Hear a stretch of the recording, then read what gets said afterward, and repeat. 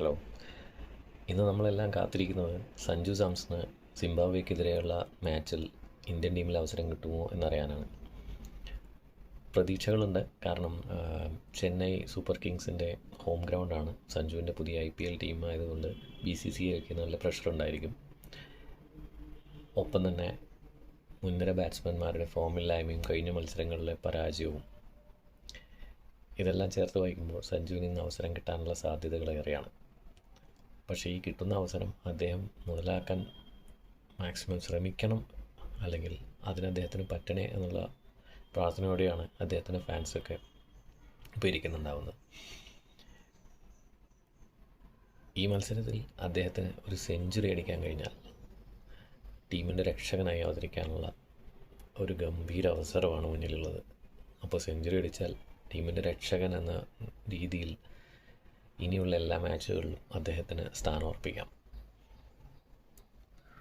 ന്യൂസിലൻഡിനെതിരെ മറ്റുള്ള ബാറ്റ്സ്മാൻമാരെല്ലാം കളിച്ചു, സഞ്ജു കളിച്ചില്ല എന്നുള്ള പേരിൽ ഒഴിവാക്കപ്പെട്ടപ്പോൾ നഷ്ടമുണ്ടായത് ടീം ഇന്ത്യക്ക് തന്നെയാണ്. കാരണം അന്ന് കളിച്ചവരെല്ലാം ഇന്ന് ഫ്ലോപ്പായി മാറുന്നു, ഇഷാൻ കിഷൻ ഒഴികെ. പക്ഷേ സഞ്ജുവിൻ്റെ നിർഭാഗ്യം എന്ന് പറയട്ടെ, ഇവിടെ അവസരം കിട്ടിയ നമീബിക്കെതിരെയുള്ള മാച്ചിലും അദ്ദേഹത്തിനൊരു ലോങ് ഇന്നിങ്സ് കളിക്കാൻ കഴിഞ്ഞില്ല. അപ്പം അതുകൊണ്ട് തന്നെ ഇന്ന് സഞ്ജു ശ്രമിക്കേണ്ടത് ആദ്യത്തെ കുറേ ഓവറുകൾ പവർ പ്ലേ ആണെങ്കിൽ കൂടി